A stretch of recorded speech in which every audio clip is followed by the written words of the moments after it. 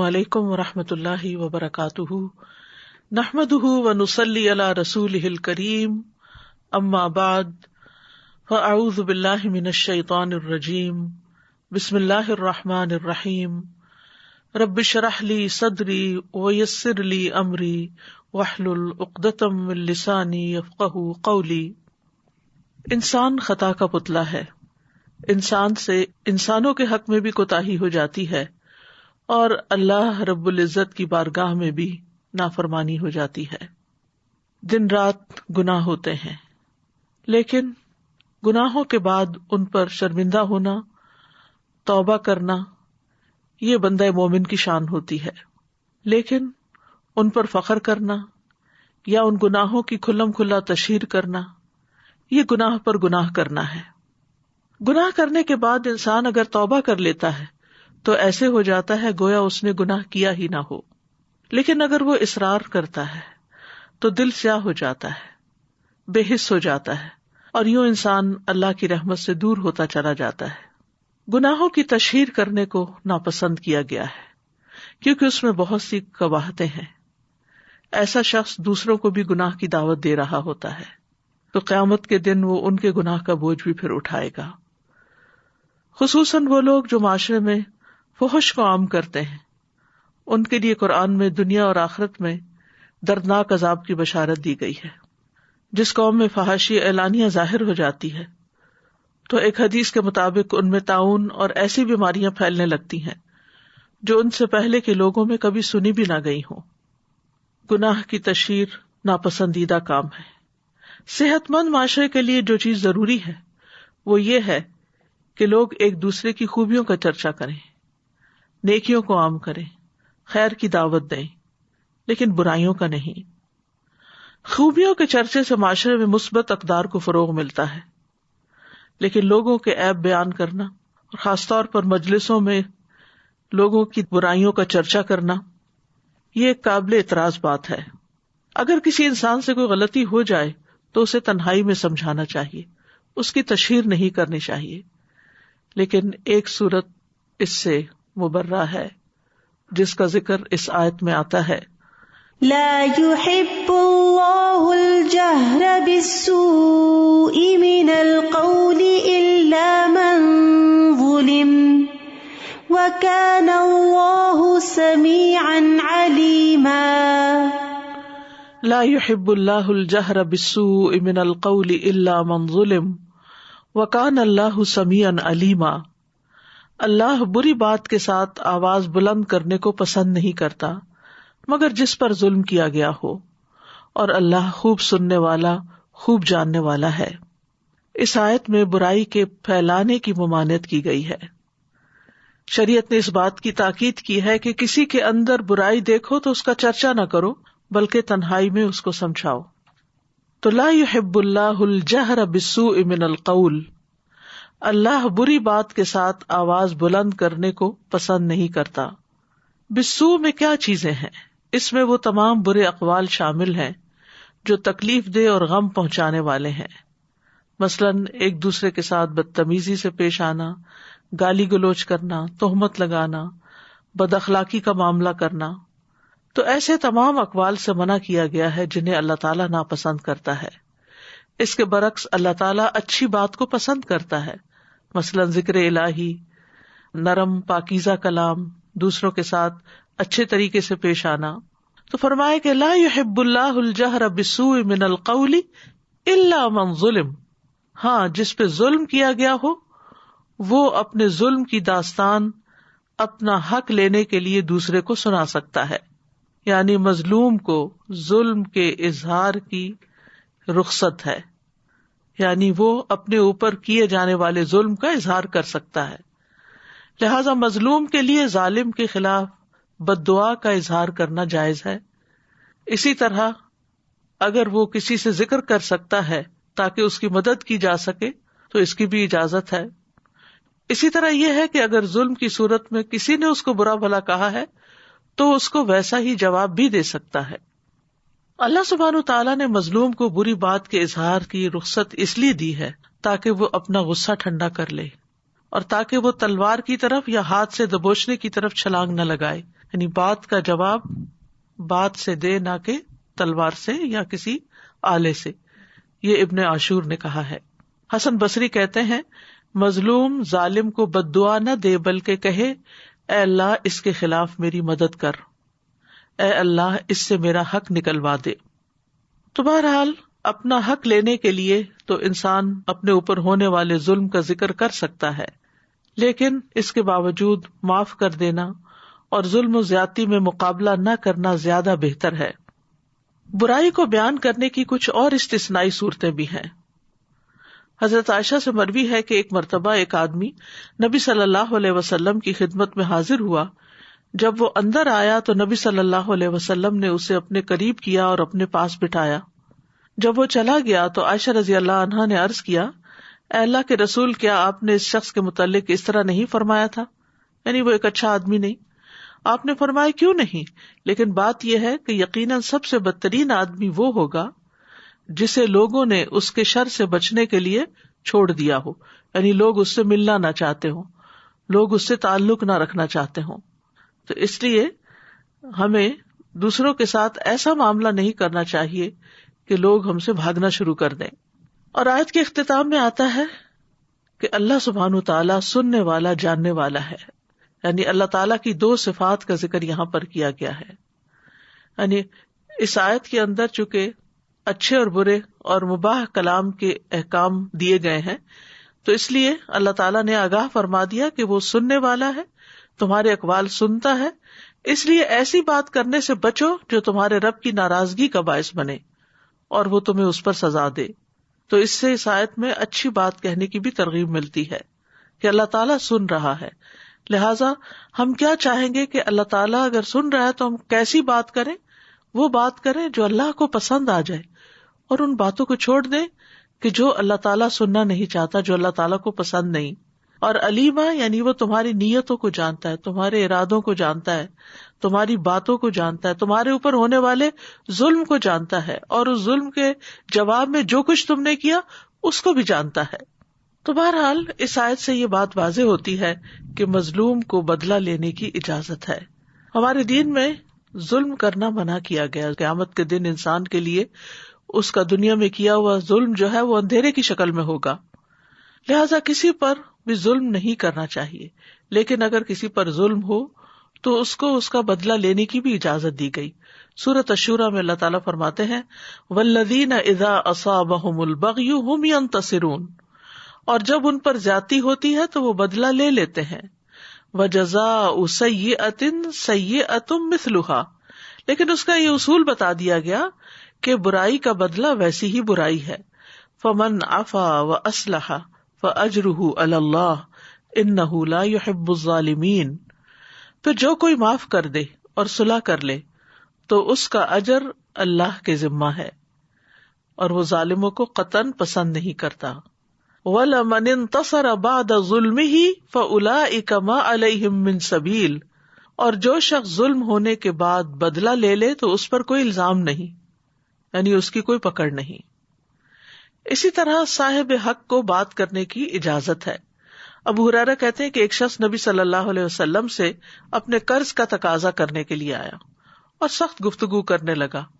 صحابہ غصے سے اس کی طرف بڑھے، لیکن رسول اللہ صلی اللہ علیہ وسلم نے فرمایا اسے چھوڑ دو، کیونکہ یہ صاحب حق ہے اور یہ کہنے کا حق رکھتا ہے. یعنی جس کا حق ہو وہ اپنا حق لینے کے لیے اگر غصے میں بھی بات کر لیتا ہے تو اس کو اجازت ہے. پھر آپ نے فرمایا کہ اس کے قرض والے جانور کی عمر کا ایک جانور اسے دے دو. صحابہ نے عرض کیا یا رسول اللہ، اس سے زیادہ عمر کا جانور تو موجود ہے لیکن اس عمر کا نہیں. آپ نے فرمایا اسے وہی دے دو، کیونکہ سب سے اچھا آدمی وہ ہے جو دوسروں کا حق پوری طرح ادا کرے، یعنی حق سے کم نہ لوٹائے، حق سے زیادہ دے تو وہ زیادہ بہتر ہے. اسی طرح اپنے اوپر ہونے والے ظلم کے اظہار کی اجازت ہے. تو اس بارے میں ابو ہریرہ روایت کرتے ہیں کہ ایک شخص نے کہا اللہ کے رسول، میرا ایک ہمسایہ ہے جو مجھے اذیت دیتا ہے. آپ نے فرمایا جاؤ اپنا سامان نکال کر راستے پر رکھ دو. بس وہ گیا اور اس نے اپنا سامان باہر نکال دیا، یعنی گھر سے باہر نکال کے رکھ دیا. لوگ وہاں جمع ہو گئے اور پوچھنے لگے تمہارا کیا معاملہ ہے، یہ تم کیا کر رہے ہو؟ اس نے کہا میرا ایک ہمسایہ ہے جو مجھے اذیت دیتا ہے.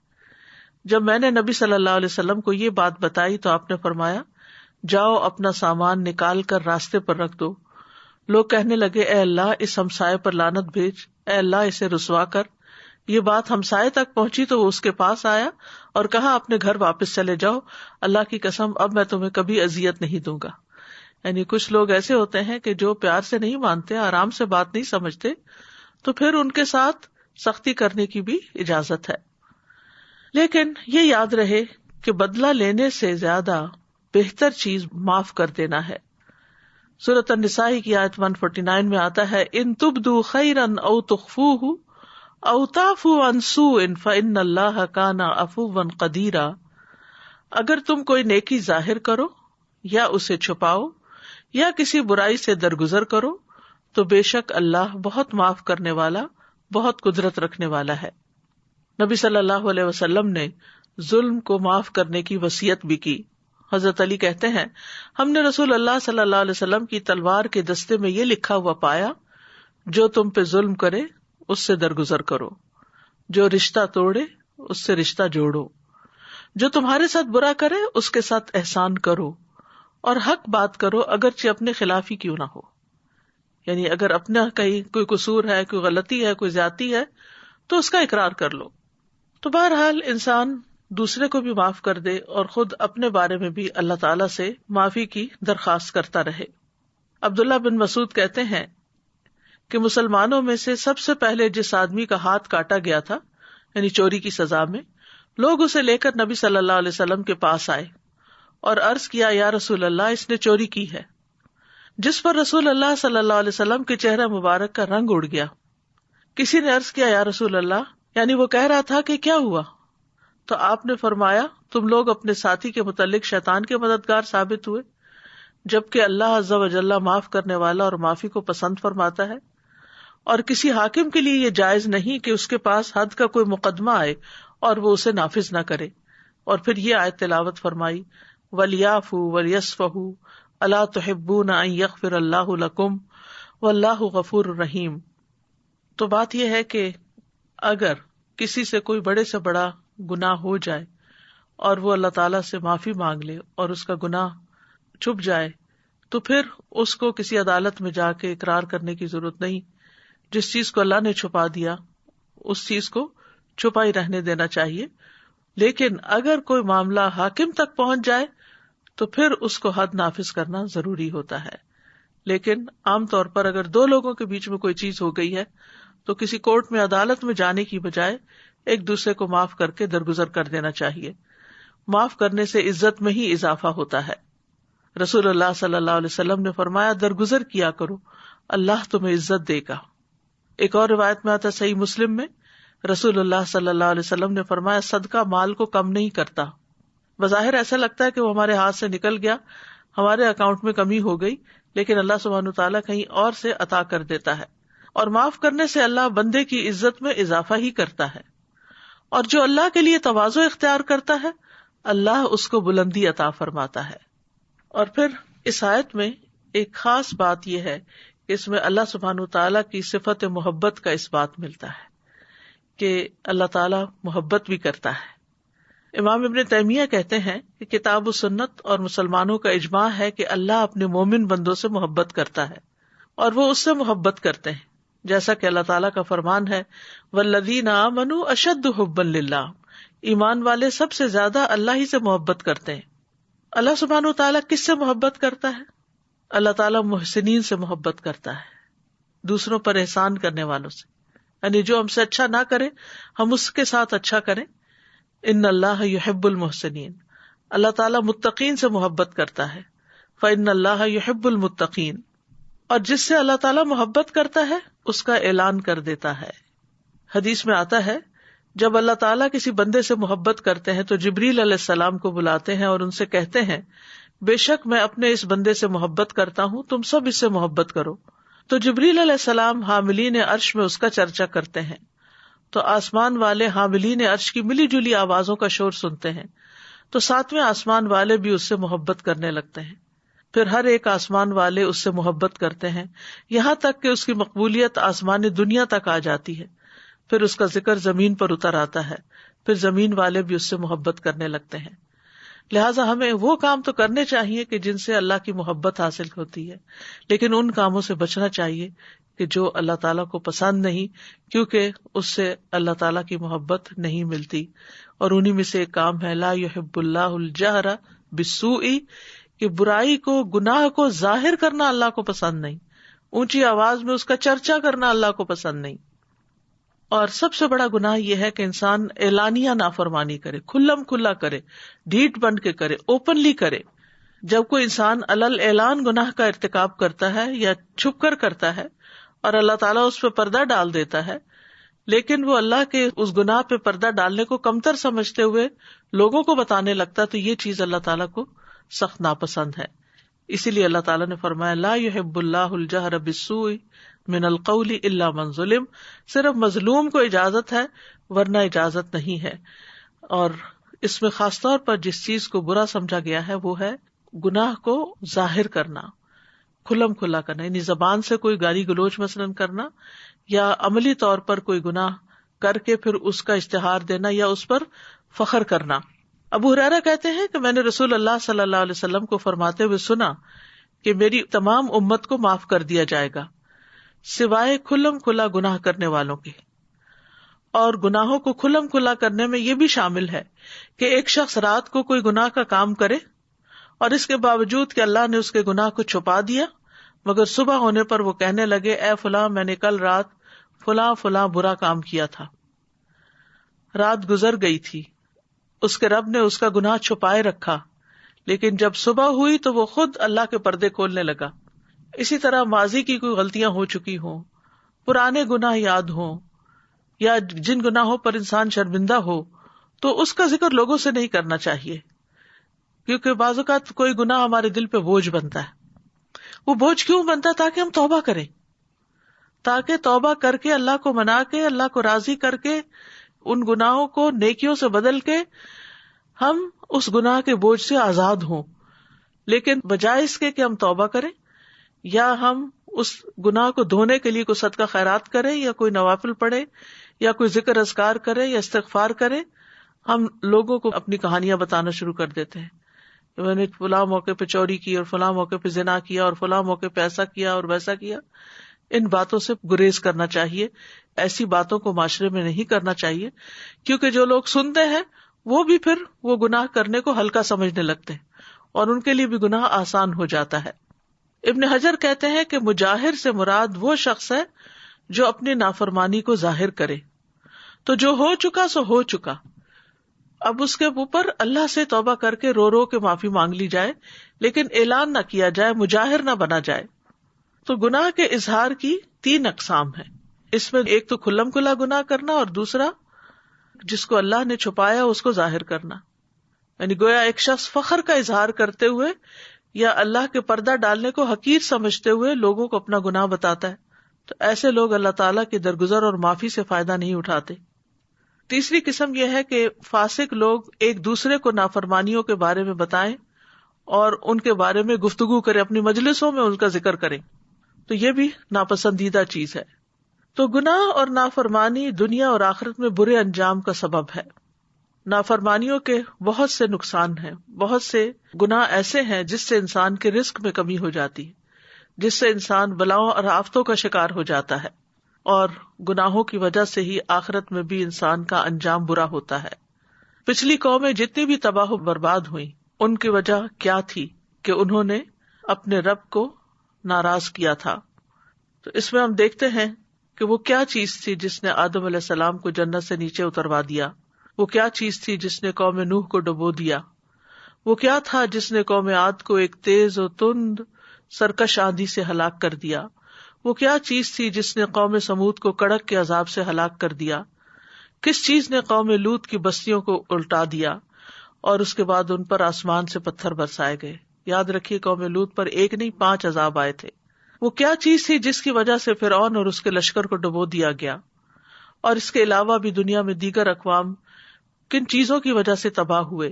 وہ دراصل ان کا گناہ کرنا اور کھلم کھلا گناہ کرنا تھا. ابن بطال کہتے ہیں گناہ کے اظہار کرنے میں اللہ اور اس کے رسول اور نیک مومنوں کے حق کو حقیر جاننا ہوتا ہے. اس میں ایک طرح سے ان کی مخالفت کرنا بھی ہے، اور گناہوں کو چھپانا ان کو ہلکا سمجھنے سے بچنا ہے. یعنی جو شخص گناہ چھپاتا ہے وہ سمجھتا ہے کہ میں نے بہت بڑی غلطی کی ہے تو یہ کسی کے سامنے نہیں جانی چاہیے. لیکن جو شخص گناہ ظاہر کرتا ہے وہ کیا سمجھتا ہے، تو کیا ہوا، یہ کیا بات ہے، اس سے تو کوئی فرق نہیں پڑتا. کیونکہ گناہ کرنا جو ہے یہ کرنے والے کو ذلیل کر دیتا ہے، دوسروں کی نگاہوں میں گرا دیتا ہے. تو آپ دیکھیے کہ کوئی شخص اس بات سے بھی نہ ڈرے کہ میں نے غلط کیا اور مجھے لوگ کیا کہیں گے، اور وہ الٹا اس پر فخر کر کے اس کو نشر کر رہا ہے. پھر اسی طرح یہ ہے کہ اگر وہ ایسے گناہ ہوں جن پر حد قائم ہوتی ہے تو پھر وہ حد لگنے کا موجب بن جاتے ہیں. اگر چوری ہو جائے اور اللہ نے چھپا دیا معاملہ تو اللہ سے معافی مانگے، جو بھی طریقہ ہو کہ گناہ معاف ہو جائے. لیکن اگر وہ آ کے ظاہر کر دیتا ہے، لوگوں کو بتا دیتا ہے، تو اگر کہیں پر حد جاری ہوتی ہے، اس کا ہاتھ کٹ جاتا ہے، تو یہ اس کی اپنی غلطی ہے ایک طرح سے کہ ایک گناہ کیا اور اس کے بعد پھر اس کو ظاہر بھی کیا. پھر اسی طرح یہ ہے کہ اگر ایسے گناہ ہو جن پہ حد نہیں لگتی تو تعزیر لگنے کا موجب ہو سکتے ہیں. پھر اسی طرح یہ ہے کہ انسان دوسروں کے لیے گناہ کے راستے ہموار کر دیتا ہے. ابو ہریرہ کہتے ہیں کہ رسول اللہ صلی اللہ علیہ وسلم نے فرمایا، جس شخص نے ہدایت کی دعوت دی اسے ہدایت کے پیروی کرنے والوں کے اجر کے برابر اجر ملے گا اور ان کے اجر میں کوئی کمی نہیں ہوگی. اور جس نے گمراہی کی دعوت دی، اور یہ کھلم کھلا گناہوں کو مزے لے لے کے بیان کرنا جو ہے یہ ایک طرح سے گمراہی کی دعوت دینا ہے کہ تم بھی کر لو، ہم نے کیا کچھ نہیں ہوا، تم بھی کر سکتے ہو. اس پر اس کی پیروی کرنے والوں کے برابر گناہ کا بوجھ ہوگا اور ان کے گناہوں میں کوئی کمی نہیں ہوگی. پھر اسی طرح شریعت نے ہمارے لیے ہر معاملے میں زندگی کے کچھ حدود رکھی ہیں جن کی پاسداری ضروری ہے. ان میں حرام کاموں کا ارتکاب ہے، خواہ وہ کسی بھی نوعیت کے ہوں، تو ان چیزوں سے بھی بچنے کی ضرورت ہے. مثال کے طور پر آپ دیکھیے جیسے عورتوں کا زیب و زینت کے ساتھ بازاروں میں جانا، نام محرم لوگوں کے سامنے آنا.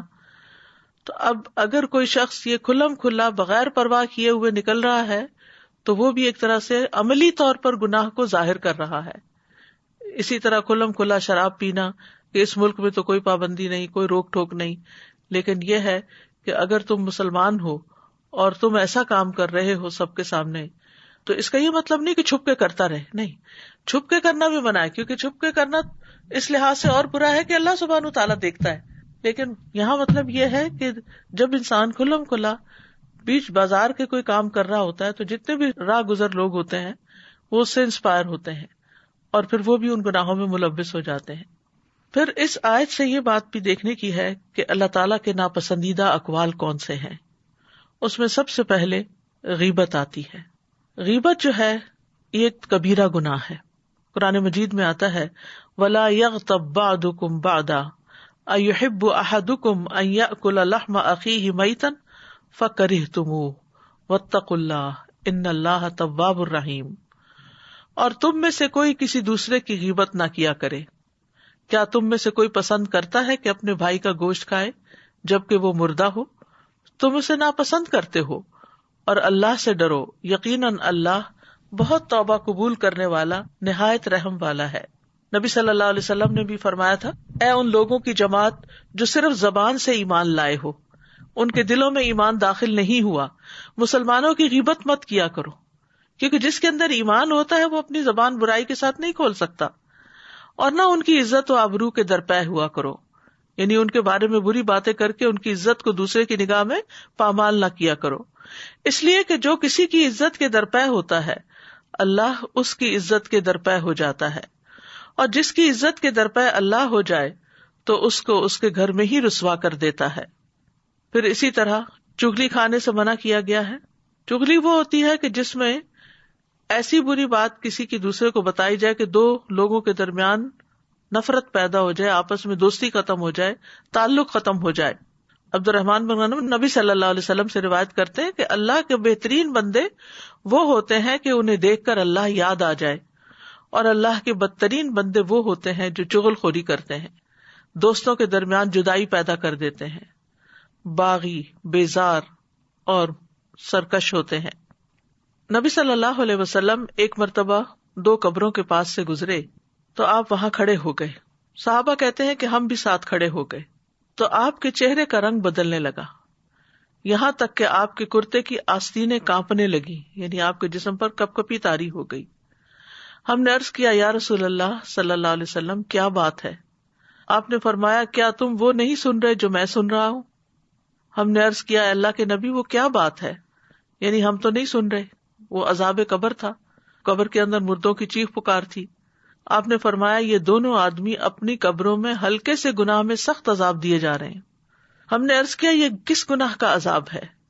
فرمایا ان میں سے ایک تو پیشاب کی چھینٹوں سے پرہیز نہیں کرتا تھا، یعنی پیشاب کرتے ہوئے اپنی پاکی ناپاکی کا خیال نہیں کرتا تھا، اور دوسرا لوگوں کو اپنی زبان سے تکلیف پہنچاتا تھا اور ان میں چغل خوری کیا کرتا تھا، یعنی ایسی باتیں کرتا تھا کہ جس سے دوسروں کو تکلیف ہو اور آپس میں لڑائیاں فساد ہوں۔ اس میں آپ دیکھیے کہ خود گھریلو زندگی کے اندر قریب کے رشتوں میں ایسی چیزیں بہت پائی جاتی ہیں۔ بعض اوقات بہو ساس کے خلاف شوہر کے کان بھر رہی ہوتی ہے، بعض اوقات ساس بہو کے خلاف بیٹے کے کان بھر رہی ہوتی ہے، چھوٹی چھوٹی باتوں کو بہت بڑھا چڑھا کے پیش کیا جا رہا ہوتا ہے۔ اگر کسی کو منع کیا جائے تو وہ کہتے ہیں میں کون سا غلط بات کر رہی تھی، میں بھی تو وہی بات کر رہی تھی جو اس میں تھی۔ یہی تو غیبت ہے، یہی تو غیبت ہے۔ اگر وہ بات اس میں نہ ہو تو یہ بہتان بن جاتی ہے، جو اس سے بھی بڑا گناہ ہے۔ اسی طرح کسی کی عیب جوئی نہیں کرنی چاہیے کہ چھوٹے چھوٹے نقص نکال کے اس کو بتا کے تم یہ کیوں کرتے ہو، تمہارے اندر یہ غلط بات ہے۔ ہاں اگر آپ ایک والدہ ہیں تو اپنے بچے کو سمجھانے کے لیے کر سکتی ہیں، اپنے کسی ساتھی کو آسان انداز میں بتا سکتی ہیں، لیکن دوسروں کو برا بھلا کہنا سامنے یا پیچھے یہ درست نہیں۔ رسول اللہ صلی اللہ علیہ وسلم نے فرمایا اگر کوئی شخص تمہیں برا بھلا کہے اور تمہیں تمہاری کسی بات پر جو وہ جانتا ہو آر دلائے تو تم اس کے عیب پر جو اس میں ہو اسے آر مت دلانا، بلا شبہ اس کا وبال اسی پر ہوگا۔ یعنی بعض اوقات ہمیں دوسروں کی خامی کا، کمی کا، کوتاہی کا پتہ ہوتا ہے اور ہم بات کرتے ہوئے اس کو وہ یاد کرا کے بات کرتے ہیں تاکہ وہ دوسرا جو ہے وہ ہمارے کنٹرول میں رہے۔ یہ بلیک میلنگ ہوتی ہے نا، کہ اگر کسی کی کوئی غلطی آپ کو پتا ہے، یہ گناہ آپ کو پتا ہے، تو آپ اس کو بار بار یاد کراتے رہیں کہ چپ ہو جاؤ ورنہ میں فلاں تمہارا راز کھول دوں گی۔ پھر اسی طرح دوسروں کو تانا دینا یہ بھی ناپسندیدہ چیز ہے۔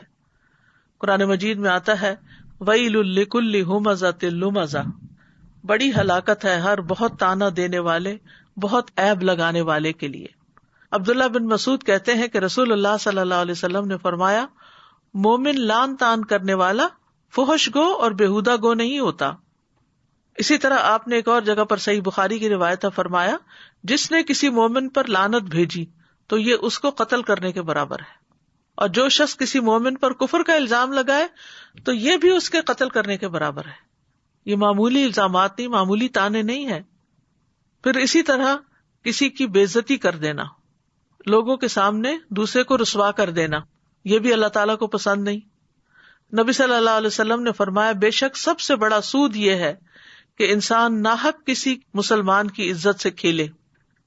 ایک اور روایت میں آتا ہے کسی کی آبرو ریزی کرنا سب سے بڑا سود ہے۔ پھر اسی طرح زبان سے اذیت دینا دوسروں کو، یہ بھی اللہ تعالیٰ کو پسند نہیں۔ ابو ہریرہ کہتے ہیں کہ ایک آدمی نے عرض کیا یا رسول اللہ فلاں عورت کثرت سے نماز، روزہ اور صدقہ کرنے میں مشہور ہے، لیکن وہ اپنی زبان سے اپنے پڑوسیوں کو ستاتی ہے۔ آپ نے فرمایا وہ جہنمی ہے۔ پھر اس نے کہا یا رسول اللہ صلی اللہ علیہ وسلم فلاں عورت نماز، روزہ اور صدقہ کی کمی میں مشہور ہے، وہ صرف پنیر کے چند ٹکڑے صدقہ کرتی ہے لیکن اپنی زبان سے اپنے پڑوسیوں کو نہیں ستاتی۔ آپ نے فرمایا وہ جنتی ہے۔ پھر اسی طرح بہت زیادہ باتیں کرنا اور دوسرے کے سر چڑھ جانا، زبان آوری کرنا، اس کے بارے میں رسول اللہ صلی اللہ علیہ وسلم نے فرمایا یقیناً اللہ عز و جل ایسے آدمی سے غصے ہوتا ہے جو بہت باتیں بنائے، جو اپنی زبان کو ایسے چلائے جیسے گائے اپنی زبان چلاتی، یعنی لپیٹ لپیٹ کے گھاس کھاتی ہے۔ اسی طرح فحش باتیں کرنا یہ بھی اللہ تعالیٰ کو ہرگز پسند نہیں۔ حدیث میں آتا ہے فحش گوئی اور زیادہ باتیں کرنا نفاق کے 2 شعبے ہیں۔ پھر اسی طرح گالی گلوچ کرنا، رسول اللہ صلی اللہ علیہ وسلم نے فرمایا بے شک اللہ نے میری طرف وحی نازل فرمائی ہے کہ تواضع اختیار کرو، کوئی کسی کے خلاف سرکشی نہ کرے اور نہ کوئی کسی پر فخر کرے۔ تو میں نے عرض کیا اے اللہ کے رسول اگر کوئی مجھے ایسے مجمع میں گالی دے جو لوگ حیثیت میں مجھ سے کم ہوں، اس پر میں اسے جواب دوں تو کیا پھر بھی مجھے گناہ ہوگا؟ آپ نے فرمایا 2 گالی گلوچ کرنے والے 2 شیطان ہوتے ہیں، ایک دوسرے کی آبرو ریزی کرتے ہیں، یعنی اس کی عزت پامال کرتے ہیں اور جھوٹ بولتے ہیں. پھر اسی طرح لڑائی جھگڑا کرنا، یہ بھی اللہ تعالیٰ کو سخت ناپسند ہے. بے شک اللہ کے ہاں سب سے ناپسندیدہ آدمی وہ ہے جو سخت جھگڑالو ہو. پھر کیل و کال، بحث مباحثہ کرنا. نبی صلی اللہ علیہ وسلم نے فرمایا اللہ تمہارے لیے 3 باتیں پسند نہیں کرتا: بلا وجہ کی گپ شپ، مال کو ضائع کرنا، اور کثرت سوال، یعنی بحث مباحثے کے لیے. پھر اسی طرح لایانی گفتگو کرنا، یہ بھی اللہ کو پسند نہیں. اور اچھا اسلام کون سا ہے؟ جس میں انسان لایانی باتوں سے پرہیز کرے جن کا کوئی مطلب مقصد ہی نہیں. رسول اللہ صلی اللہ علیہ وسلم نے فرمایا انسان کے اسلام کی خوبی یہ ہے کہ وہ بے فائدہ چیزوں کو چھوڑ دے. پھر گناہوں کو کھلم کھلا بیان کرنا جو ہے یہ بھی سخت ناپسندیدہ ہے. آپ صلی اللہ علیہ وسلم نے فرمایا میری تمام امت کو معاف کر دیا جائے گا سوائے گناہوں کو کھلم کھلا کرنے والوں کے. اور گناہ کو کھلم کھلا کرنے میں یہ بھی شامل ہے کہ ایک شخص رات کو کوئی گناہ کا کام کرے، اس کے باوجود کہ اللہ نے اس کا گناہ چھپا دیا ہو، مگر صبح ہونے پہ کہنے لگے کہ اے فلاں میں نے کل رات فلاں فلاں برا کام کیا تھا. رات گزر گئی تھی اور اس کے رب نے اس کا گناہ چھپا دیا تھا، لیکن جب صبح ہوئی تو وہ خود اللہ کے پردے کو کھولنے لگا. پھر اسی طرح یہ ہے کہ کسی کے اوپر فتوی جاری کرنا کہ اللہ تمہیں نہیں بخشے گا. 2 لوگ تھے بنی اسرائیل میں، ایک دوسرے کے بھائی بنے ہوئے تھے. ان میں سے ایک بہت گناہگار تھا اور دوسرا عبادت میں خوب کوشش کرتا تھا. عبادت گزار آدمی ہمیشہ دوسرے بھائی کو گناہ کرتے ہوئے دیکھتا اور اس سے کہتا کہ رک جاؤ. ایک روز اس نے کوئی گناہ کرتے ہوئے اس کو دیکھا تو اس سے کہا کہ اس گناہ سے رک جاؤ. گناہگار نے کہا مجھے میرے رب کے ساتھ چھوڑ دو، کیا تم مجھ پہ نگران بنائے گئے ہو؟ اس نے کہا کہ اللہ کی قسم اللہ تمہاری مغفرت نہیں کرے گا، یا یہ کہا کہ اللہ تمہیں جنت میں داخل نہیں کرے گا. چنانچہ دونوں کو مار دیا گیا، روحیں قبض کر لی گئی. دونوں رب العالمین کے ہاں جمع ہوئے تو اللہ نے اس عبادت میں کوشش کرنے والے سے فرمایا کیا تو مجھے جانتا تھا؟ جو میرے ہاتھ میں ہے تجھے اس پر قدرت حاصل تھی. اور پھر گناہگار سے فرمایا جاؤ میری رحمت سے جنت میں داخل ہو جاؤ. اور دوسرے کے متعلق فرمایا کہ جاؤ آگ میں داخل ہو جاؤ. یعنی اتنے سالوں کی عبادت جو تھی وہ اس کے کام نہ آئی.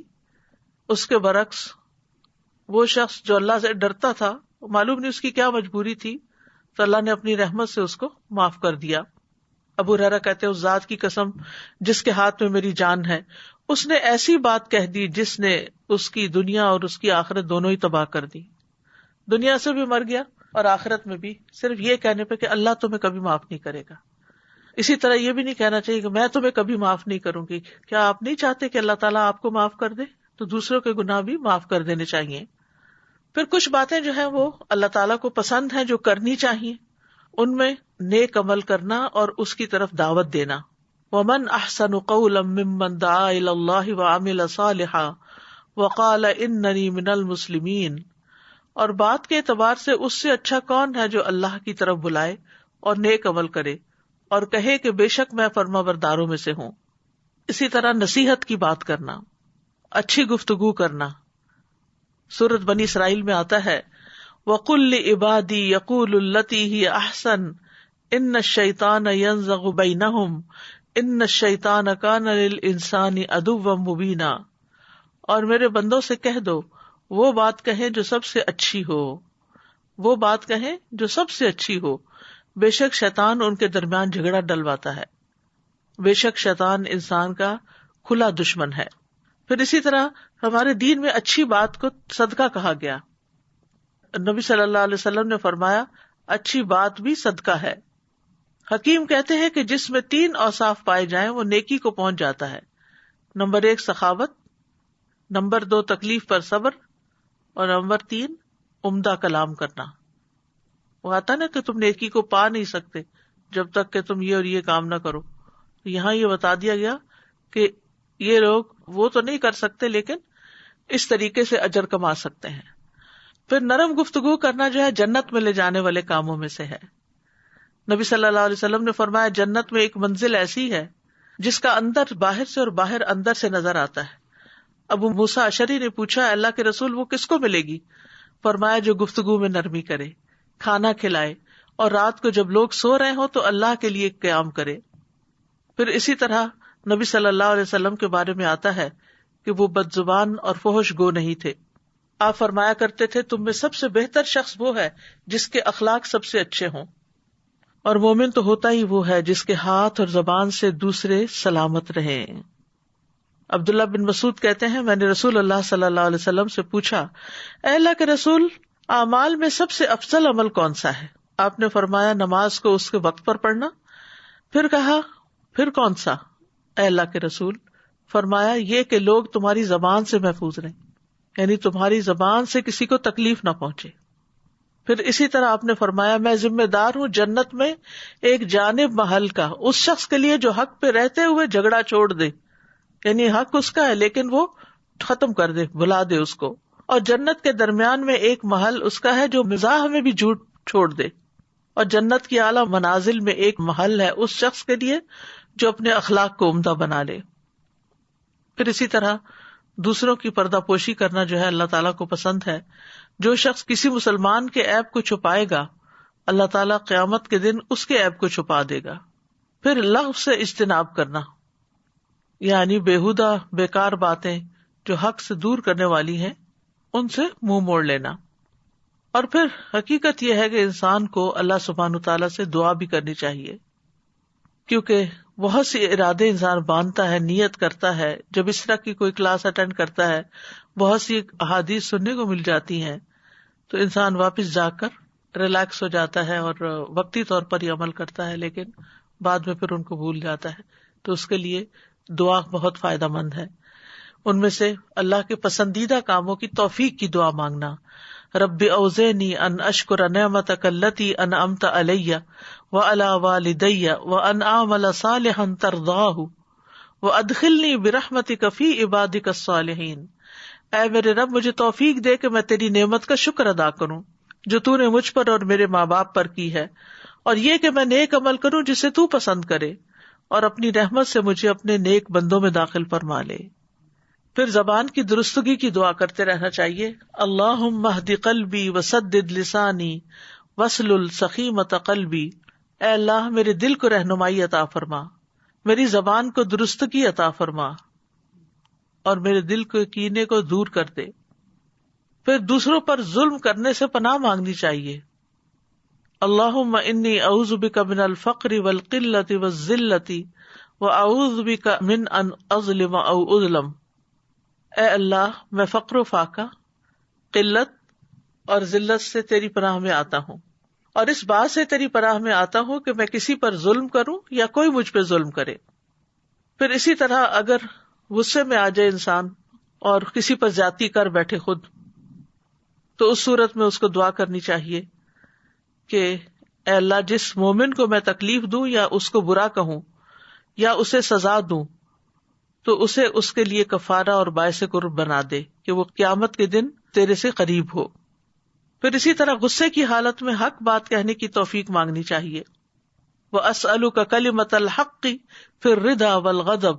اے اللہ خوشی اور غصے کی حالت میں حق بات کہنے کی توفیق عطا فرما. اور کرنے کے کام یہ ہے کہ اگر کوئی ظلم کرتا ہے تو اس کو معاف کر دیں، لوگوں سے درگزر سے کام لیں، جو کچھ ان کے پاس ہے ان پہ نظر نہ رکھیں.